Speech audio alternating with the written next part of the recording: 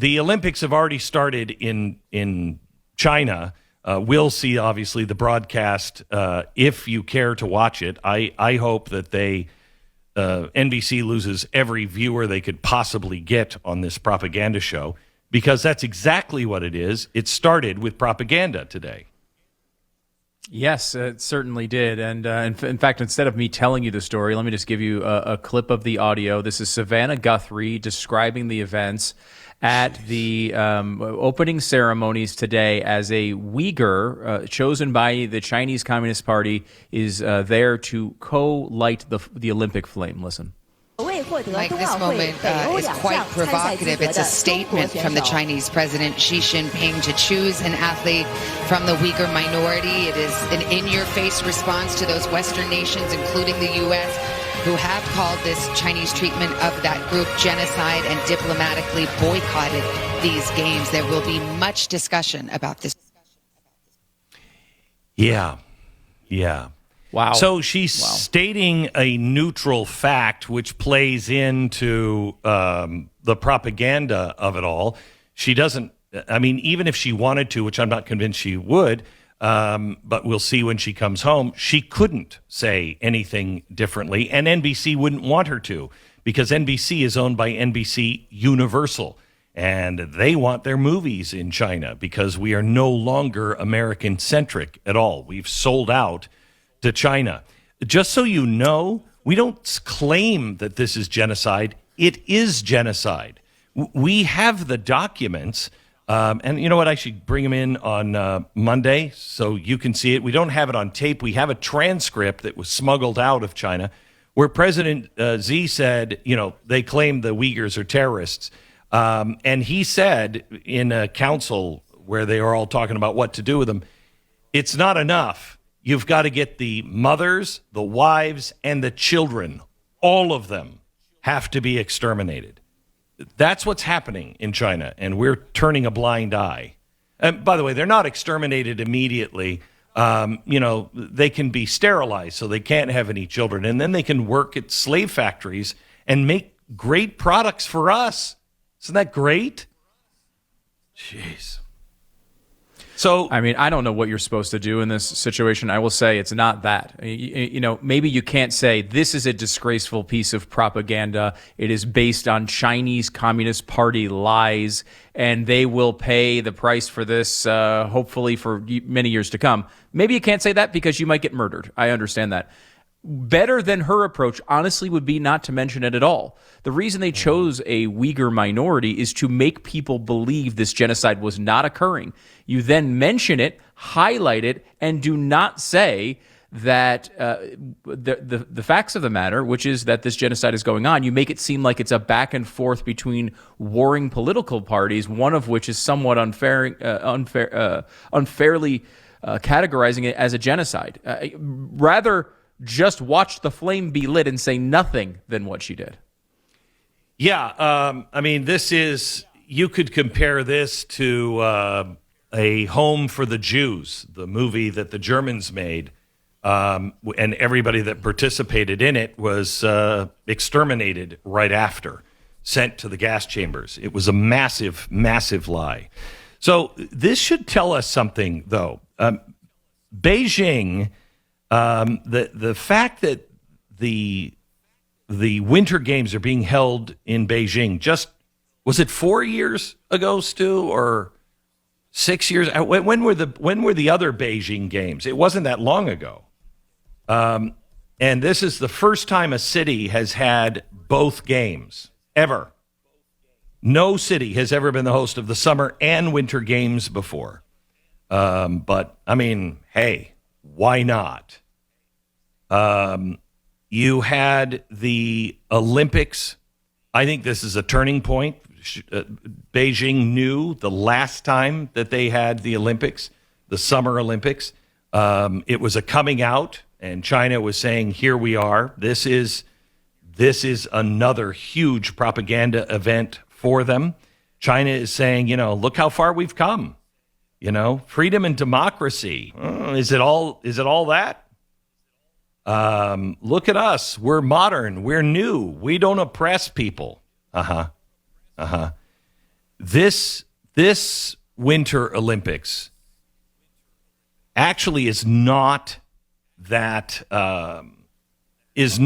message. That was the message of the first Beijing. This Beijing Olympics, it's a giant middle finger, and we haven't seen a country that can build concentration camps really since World War II. Build concentration camps, say they're going to liquidate a minority population, and then host the Olympics. Haven't seen it. I'm going to tell you about 2 Olympics. We know about 36, but I don't think we learned the right lesson on that one. But let me start with the 56 Olympics.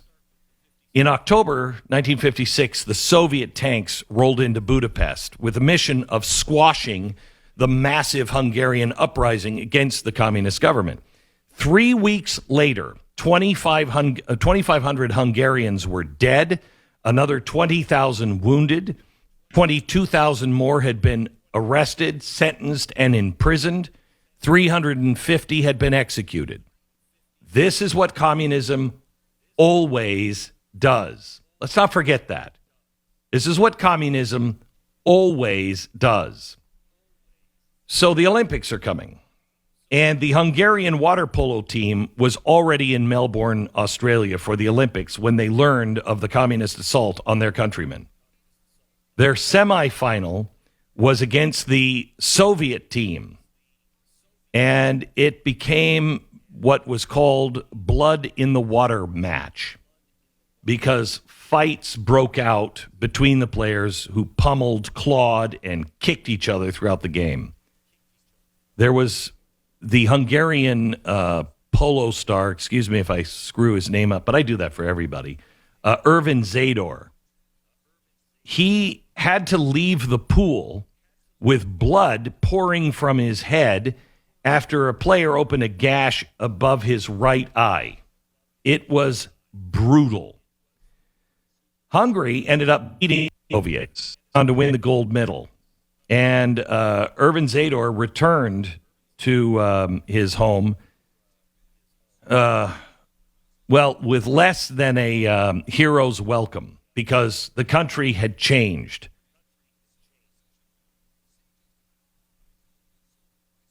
He defected to America, and dozens of Hungarians did the same.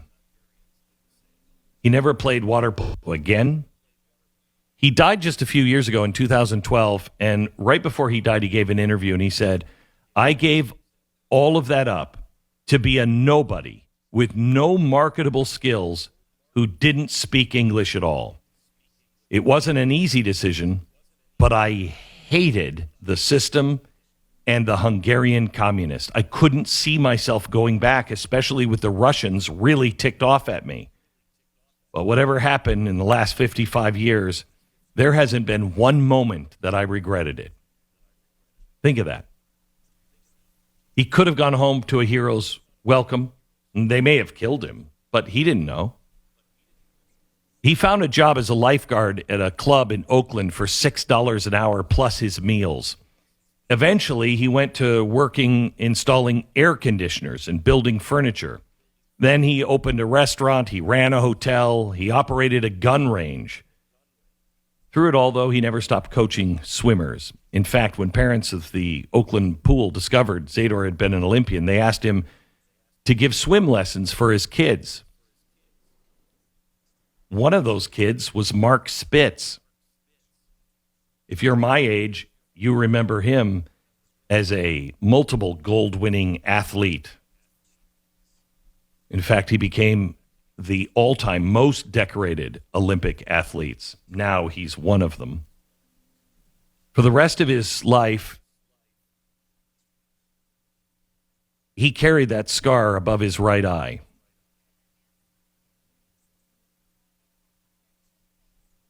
He knew what was real. Now let's go to 2022, shall we? An 18-year-old American athlete named Eileen, is it Gu or?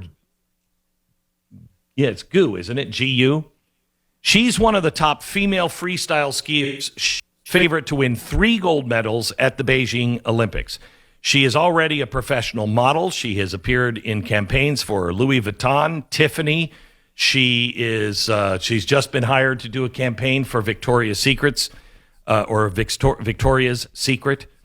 She only has one. She plans to enroll at Stanford this fall. She's born and raised here in the United States. Her father is American. Her mother is Chinese. She grew up doing most of her skiing in Lake Tahoe. This is almost a classic all-American fairy tale, except for the fact that 2.5 years ago, she announced on Instagram that she'll be competing for Team China. China is beside itself with this propaganda coup. She's already a superstar over there. She has multiple product endorsement deals, including one with the communist-run Bank of China. China doesn't have dual citizenship, so speculation is that Eileen may have to renounce her American citizenship to compete for China, or at least cut a special deal with the Chinese government. She rarely gives interviews. She's refused to answer questions about her citizenship status, about China's human rights atrocities. But hey, doesn't she look good in underwear? Doesn't she really look hot with that Louis Vuitton purse? If you watch the Wednesday night special this last week with Peter Schweizer, you see what's going on here. This is just another example of China's strategy of what they call, in their own language, quote, elite capture of Americans. China is winning on all fronts. And Eileen is just a sign of the times.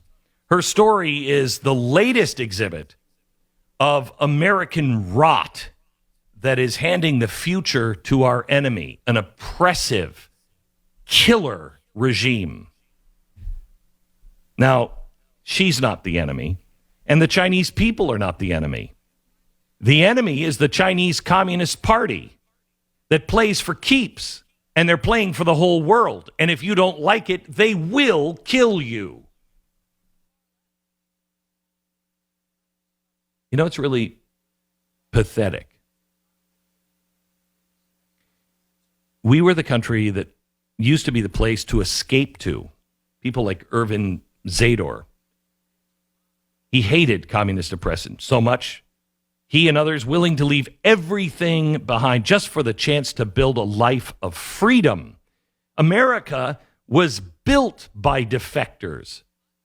Every single big movement of America gaining population was because they couldn't stand it in their own country anymore because they were being pushed down. Now, we're defecting to China?